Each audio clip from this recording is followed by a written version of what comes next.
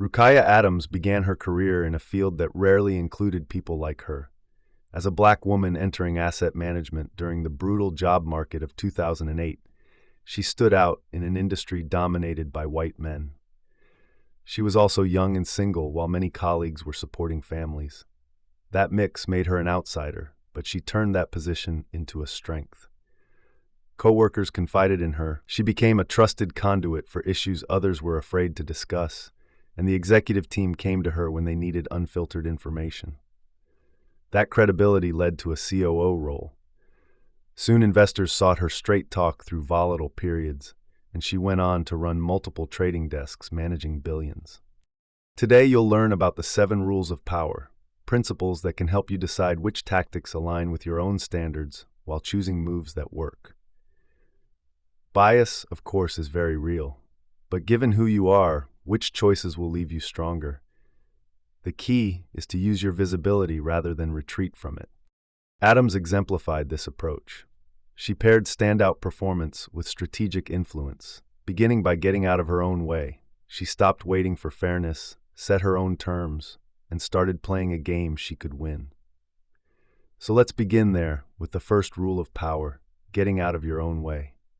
Christine, a top performer in marketing analytics, had just delivered a $4 million project when a peer tried to fold her group under his control. A relationship skills workshop wasn't going to solve the problem. Her rival wasn't seeking harmony. He was advancing his own agenda. But before deciding on tactics, Christine needed a reset.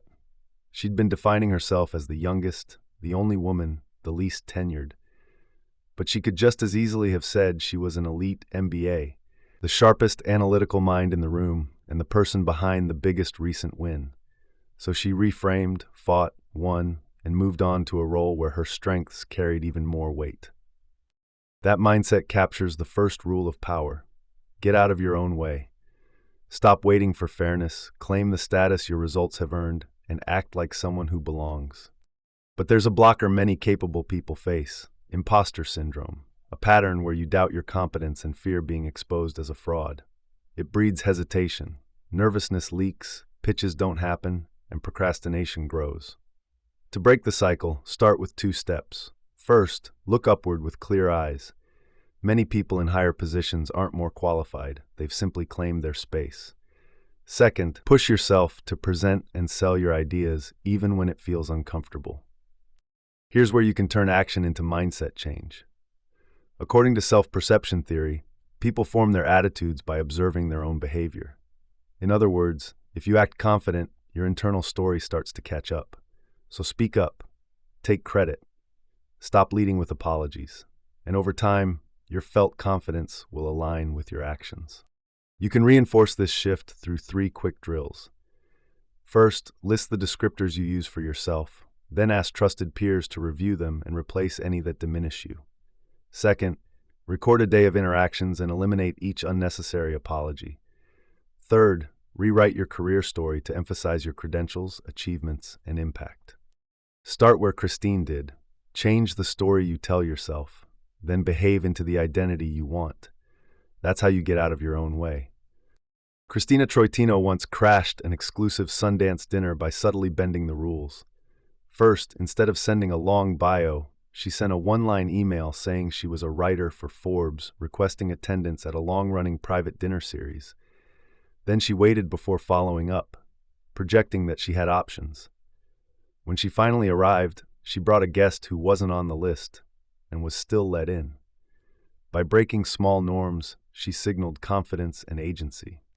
When the pandemic hit, she applied the same principle on a larger scale.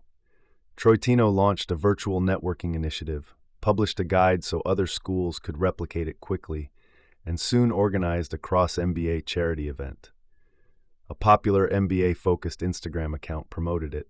More programs joined, including Harvard once momentum was clear, and the effort ultimately raised $56,000. By creating something valuable without waiting for permission, she positioned herself at the center of a growing network and built a reputation for getting things done. This illustrates the second rule of power: break the rules. That doesn't mean recklessness. It means strategically bending minor norms to do something unexpected and proactive. These small acts signal freedom to act and turn ideas into visible achievements. Why does it work? People routinely read unsanctioned norm bending as a sign of power. Surprise catches gatekeepers off guard and forces real-time decisions, and once you've built something valuable, undoing it is often more costly. Rules and conventions usually favor incumbents. If a standard play leaves you at a disadvantage, an unconventional play can shift the odds. Fitting in may well keep things smooth, but it's standing out that gets you noticed. But expect some disapproval when you do this. It comes with the territory. One reliable way to break norms productively is to ask for things others hesitate to request: access, resources, special terms. People consistently overestimate rejection, when in reality, asking signals confidence and flatters the person whose help you seek. Used with judgment, measured rule-breaking can open doors, make ideas real, and place you where power naturally gathers. When someone meets you, what first impression do you give? Do people see you as powerful or hesitant? First impressions form fast and tend to stick.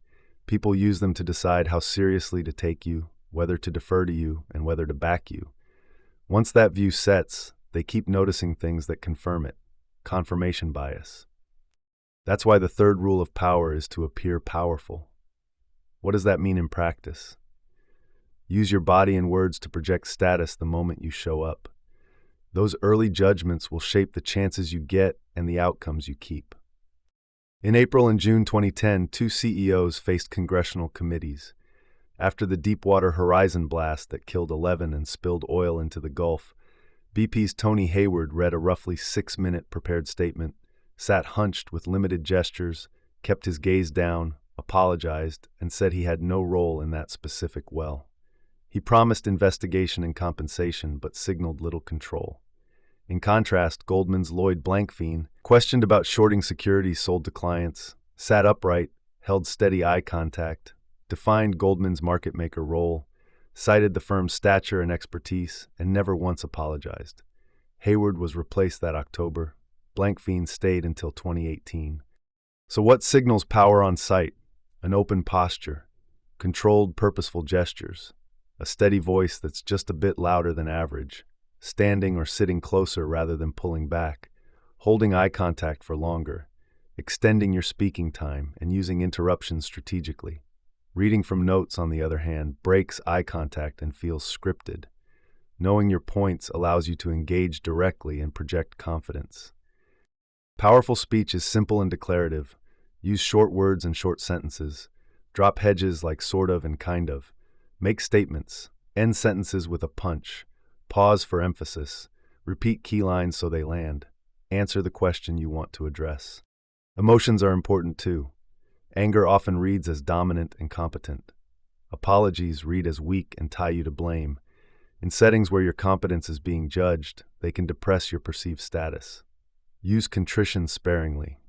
Even when you don't actually feel it, behaviors that project confidence get read as competence. Speak more, keep a calm, factual tone, adopt an expansive stance, offer clear answers.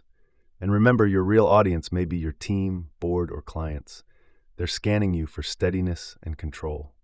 So appear powerful first, and people will treat you that way, often in ways that make that first impression real. Let's turn now to the fourth rule: build a powerful brand. Your brand is the clear, repeated story that tells people who you are, what you do, and why they should come to you. A strong brand widens your access, pulls opportunities toward you, and then compounds. Laura Chow, a partner at the early-stage venture firm Canaan Partners, didn't wait for deals to come to her. She built momentum through a self-reinforcing loop, each visible action leading naturally to the next. A Forbes 30 Under 30 nod boosted her credibility. She launched Woven, Women Who Venture, a podcast where she interviewed senior founders and investors. She hosted curated panels featuring promising entrepreneurs. She blogged regularly and shared insights through her newsletter, Taking Stock. Then came Hot Deal Time Machine, a weekly show featuring retrospectives with founders and the VCs who backed them. Together, these efforts formed her personal flywheel, each project making the next opportunity easier to land, and each association enhancing her visibility and status by proximity. Strong brands have a tight narrative you can say in 2 or 3 lines and then repeat. Tristan Walker created that by linking his lived experience to a market gap. As a black man, he dealt with razor bumps, irritation from shaving, and saw how poorly personal care shelves served people of color. He built a company to solve that, hired people who understood, and told that story everywhere. Own your story early. Silence can let others define you, so make sure to push your version of your story. Don't leave a vacuum. Use your platform to unlock bigger things. At Lufthansa, Sadiq Galani turned his senior strategy role into seats at the World Economic Forum, a Stanford teaching slot, and a TED Talk, each position opening the next door. And remember to take credit where credit's due. Deborah Liu learned not to assume results alone would speak. She linked a small ads product to Facebook's biggest monetization need, told that story across the company, and drew both resources and recognition. If self-promotion doesn't come naturally to you, reframe it. You're helping your manager, peers, and partners see the impact you deliver. Remember, branding isn't an exercise in bragging, rather, it's how power finds you. At Netscape, Omid Kordestani realized great work alone wasn't moving his career, so he reallocated time to relationships, up, down, and across the valley. When Google interviewed him, he steered a long session into an informal dinner. He picked up the check, let his interpersonal skills shine, and became employee number 11. The payoff from that one habit, systematic relationship building, was immeasurable. So there's Rule 5 in action: network relentlessly. Here are 4 principles to help you do it well. First, pursue weak ties. Close friends share the same circles, acquaintances open different ones. Spend less time with your inner circle and make sure you regularly interact with people in other organizations and industries. Your weak ties are more likely to bring you non-redundant information and introductions, and are often linked with greater creativity and higher feelings of belonging. Second, become a broker. Power flows to people who connect parties that would benefit from knowing each other. Bridging exposes you to diverse ideas and makes you a person opportunities flow through, something consistently associated with better evaluations, promotions, and pay.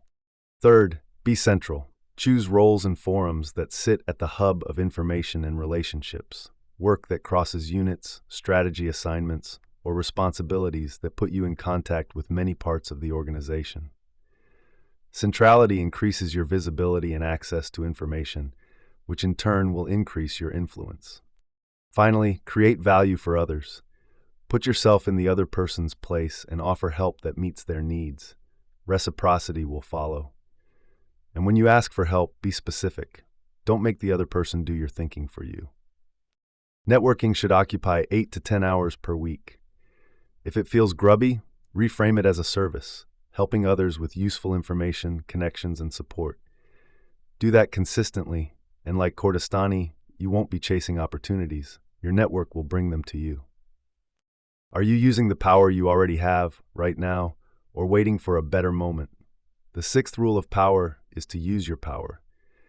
This particularly applies to new leaders who only get a brief window before opponents begin to organize themselves. Using your power signals strength, attracts allies, and makes further action easier. Lyndon Johnson grasped this instantly. On Air Force One after JFK's assassination, he mapped the Great Society and said, "Now that I've got the power, I aim to use it," then went on to list civil rights, education, and medical insurance as priorities. Early, visible moves created momentum. What does momentum look like? In 2011, outsider Amir Dan Rubin became CEO at Stanford Hospital and Clinics. He moved fast. A hospital-wide operating system of clear metrics posted everywhere, year-over-year improvement as the norm, senior leaders, including him, rounding on wards, and fixes to nagging issues, even a leaky roof. Results followed: fewer errors and infections, patient satisfaction in the 90th percentile, and much stronger finances. Using power can also mean using it to shape your team. When Gary Loveman took over at Harrah's Entertainment, later Caesars, his analytics-driven strategy required different skills, so he replaced senior leaders. Sometimes the smartest move is strategic outplacement, moving rivals into attractive roles elsewhere. California Assembly Speaker Willie Brown used redistricting to create attractive congressional and state Senate seats for his chief rivals, removing them from the Assembly while earning their gratitude. Before Trump took office, Senator Lindsey Graham called him a race-baiting, xenophobic bigot. By 2019, Graham became one of his most vocal supporters. Why the change of heart? Because once someone has power, the rules of judgment shift. The seventh rule puts it quite plainly: success excuses almost everything. Why is that? Well, success changes perception. Win once and you're seen as a winner. People want to work with you and more opportunities come your way. This is known as the Matthew effect. Advantage builds on advantage. Even if your path was messy, success reframes it. Psychologically, people want to believe the world is fair and consistent. So when powerful people slip up, observers tend to rationalize, "It wasn't that serious," or separate personal flaws from professional results. Well, they get the job done. Either way, success softens proper scrutiny. The social system helps too. The powerful spend time with other influential people who rarely hold them accountable. They also shape their own public story through books, interviews, and high-profile donations that confer respectability. So what's the takeaway? If fear of judgment has been holding you back, remember that visible success often outweighs the path you took to get there. This certainly isn't a license to lie or break the law, but it is a reminder that your results matter more than your approval rating. Deliver, and you'll be judged far more gently than you expect.